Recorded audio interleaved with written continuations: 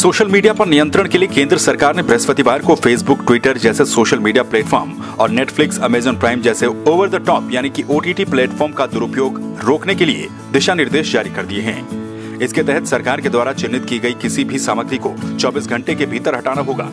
साथ ही देश में त्रिस्तरीय शिकायत निवारण तंत्र बनाना होगा। ट्विटर और व्हाट्सएप जैसे प्लेटफॉर्म को देश की संप्रभुता और सुरक्षा के खिलाफ राष्ट्र विरोधी संदेशों के मूल स्रोतों की पहचान करनी होगी और अपराध सिद्ध होने पर 5 साल तक की सजा भी हो सकती है। केंद्रीय सूचना एवं प्रसारण मंत्री रविशंकर प्रसाद ने intermediate guideline and digital media ethics code नाम से इन दिशा निर्देशों को जारी किया है। तो आइए जानते हैं सोशल मीडिया के लिए क्या है नए नियम। सोशल मीडिया को एक शिकायत सेल बनाना होगा। कोई कंटेंट हटाने से पहले उसका कारण बताना जरूरी होगा। शिकायत करने पर आपत्तिजनक पोस्ट को 24 घंटे के अंदर हटाना होगा। हर महीने शिकायत पर कार्रवाई की जानकारी देनी होगी। सोशल मीडिया के ये नियम 3 महीने के अंदर लागू होंगे। चीफ कंप्लायंस ऑफिसर की नियुक्ति करनी होगी। एक नोडल कॉन्टैक्ट पर्सन की भी नियुक्ति करनी होगी। नियुक्त किए गए दोनों अधिकारी भारत में रहने वाले होंगे। रेजिडेंट ग्रीवांस अधिकारी की भी नियुक्ति करनी होगी। सबसे पहले पोस्ट डालने वाले की जानकारी देनी होगी। ओटीटी के लिए गाइडलाइंस, दर्शकों की उम्र के हिसाब से कंटेंट के वर्ग बनाए जाएंगे। ओटीटी कंटेंट की 5 कैटेगरियां बनाई जाएंगी। यूनिवर्सल, US 7+, US 13+, US 16+ और A कैटेगरी होगी। डिजिटल प्लेटफॉर्म पर पेरेंटल लॉक की सुविधा होगी। एथिक्स कोड टीवी सिनेमा के जैसे ही होंगे। ओटीटी प्लेटफॉर्म को सेल्फ रेगुलेशन बॉडी बनानी होगी। फर्जी कंटेंट डालने पर सख्त कार्रवाई की जाएगी। भारत में व्हाट्सएप के यूजर्स हैं 53 crore. YouTube users are 44.8 crore. Facebook users are 41 crore. Instagram users are 21 crore. And Twitter users are 1.75 crores. This is a good number. We are very happy about it. Indian users are using these platforms and they are also making good business case. Welcome. But what has happened, as I indicated in the very beginning, concerns are being raised over the years about rampant abuse of these social media platforms. पहला है कि आपको एक grievance redressal mechanism रखना पड़ेगा, और इस grievance officer का नाम भी आपको रखना पड़ेगा, who shall register the grievance within 24 hours and disposal in 15 days. That is very clear. Second, if there are complaints against the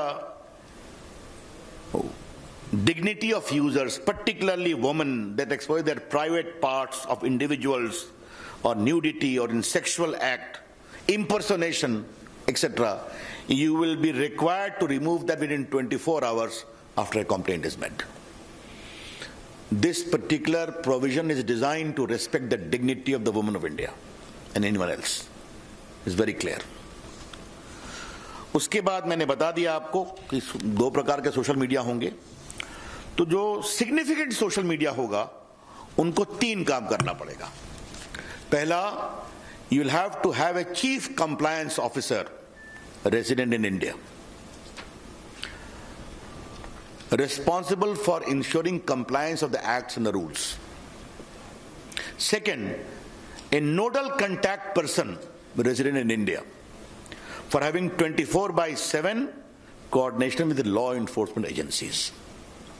तो पहला हो गया चीफ कंप्लायंस ऑफिसर, दूसरा हो गया नोडल कंटैक्ट पर्सन, तीसरा है appoint a resident grievance officer who shall perform the grievance redressal mechanism as I indicated.